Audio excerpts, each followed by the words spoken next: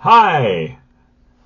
Hi, you might remember me, but then again you maybe not because I haven't done this for a long time, but for those of you that do know me, hey, I am Marvelous Mark. Yes, I am still alive. I'm still alive. I haven't died or anything like that.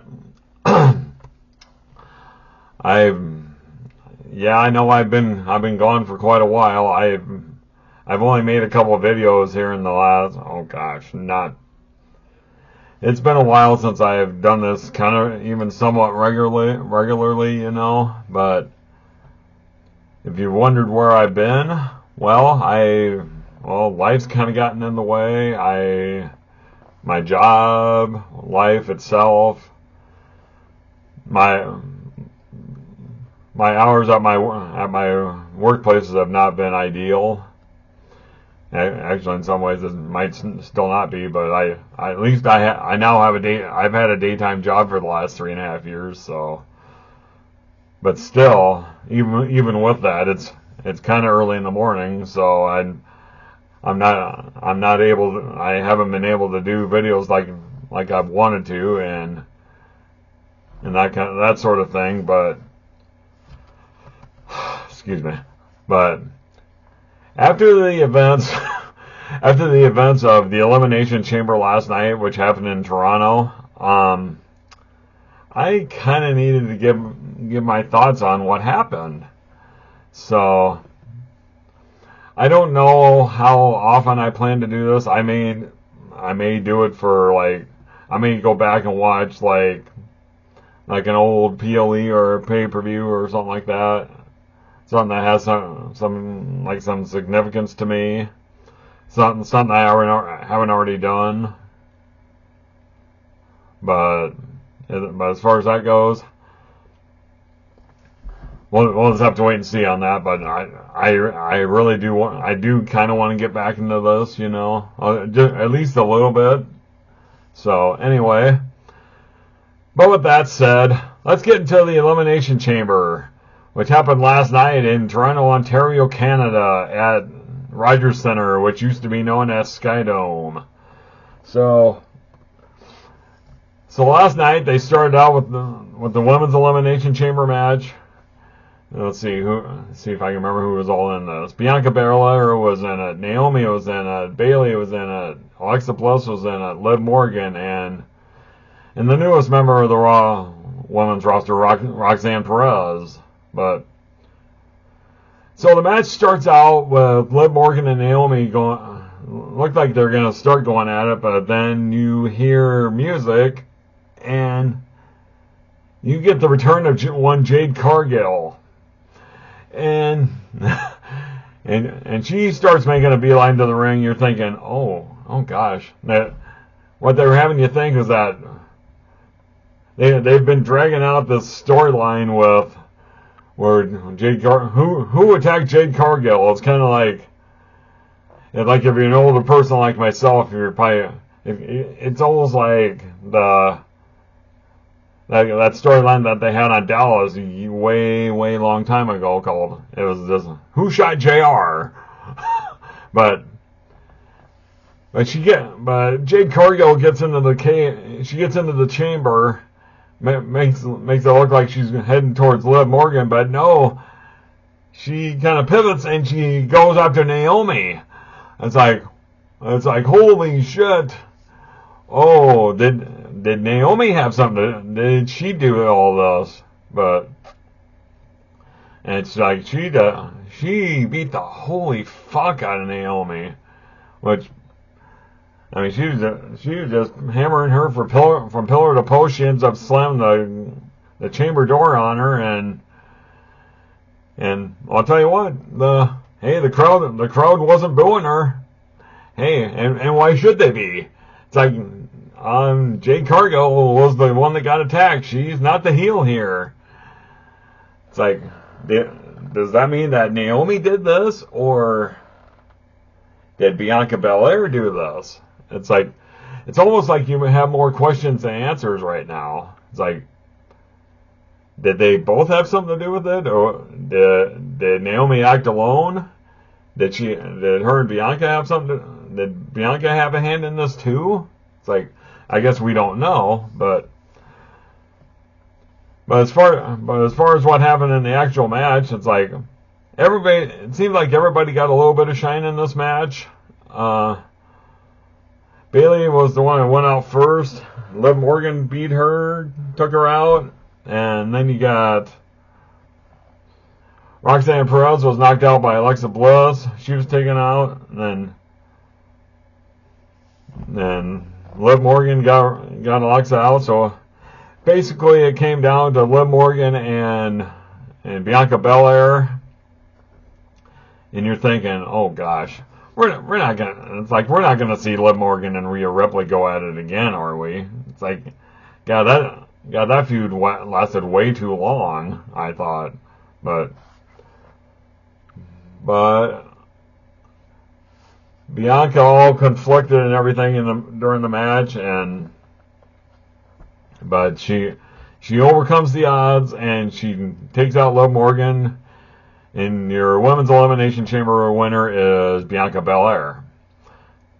And she gets up to the ramp, then you see the appearance by Rhea Ripley, and then she holds up the title, and then you see Io Sky make an appearance, and Rhea Ripley and Io Sky are going to be going at it tomorrow night on Raw's Netflix. And the winner of that match will take on Bianca Belair at WrestleMania, and I'm thinking Rhea Ripley's got to win this match, you'd think. So this would be a real money match, Rhea Ripley against Bianca Belair for the Women's World Championship. So I think that's eventually what they're going to go with, but then again, stranger things have happened. So next up, you had the tag team match with Tiffy Time and Trishy Time. WWE Women's Champion Tiffany Stratton taking on WWE along with WWE Hall of Famer Trish Stratus. They're taking on Nia Jax and Candice LeRae. And one thing you can say about this match is that, well, Nia Jax, to me, I think she's improved greatly since she was in WWE before. It's like, she's not injuring as many people, which is a good thing. But Candice LeRae, to me, she deserves her flowers too, because pound for pound, they call her the Poison Pixie, but I'll tell you what, she might actually legit be the toughest woman on that roster. I mean, if you saw any of her stuff on the Independents, you would know why. but this match kind of went along as you thought it would. Trish was playing the babyface in peril, and she was getting it for both Nia and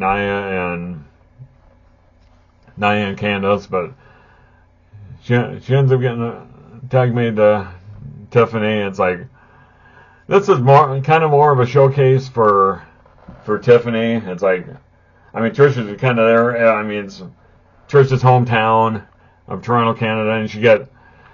Michael Cole mentioned it that this is, she mentioned it on SmackDown on Friday night that it was going to be the first time that Trish's kids were going to get to see her perform live in person. So.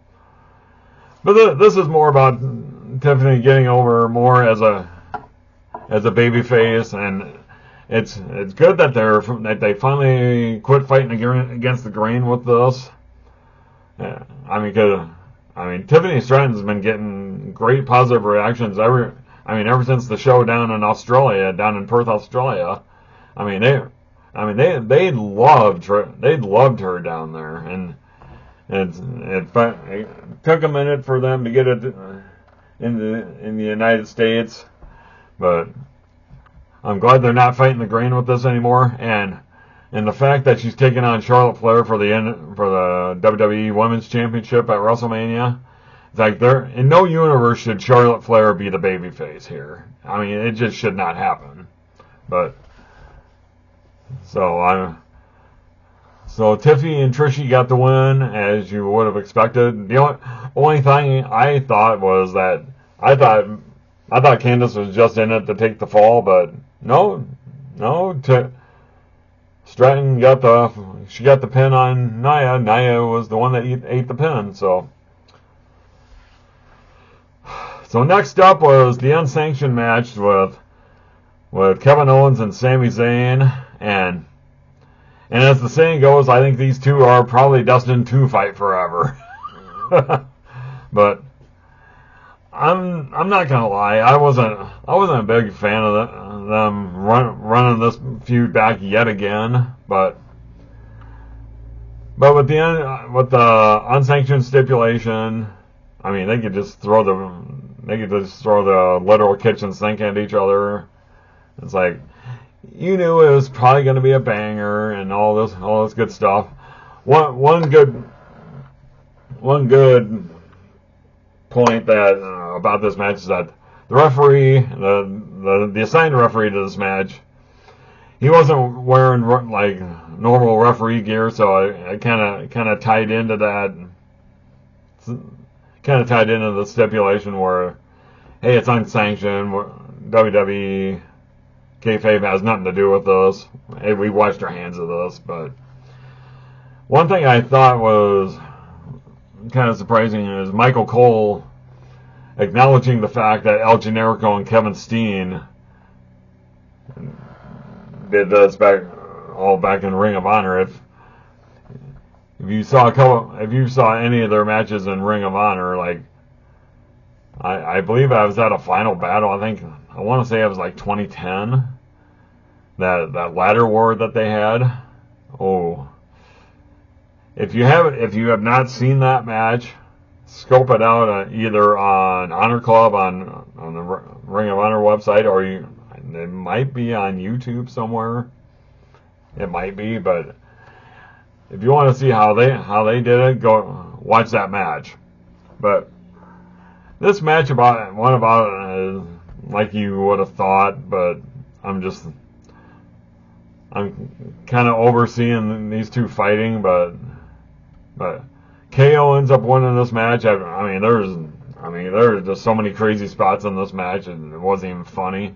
But then afterwards, after KO won, but he was looking to absolutely take Sami out with he had the concrete exposed, and he looked like he was going to go for a package pile driver. And who should return but Randall Keith Orton? Randall Keith Orton came back, so he ends up coming out there and gets into the ring, and he and Owens go at it, and he ends up getting Owens the RKO, but goes out to get a chair, and it's like, we're not going with the chair. We're gonna bring back an oldie but a goodie, the good old punt kick, but then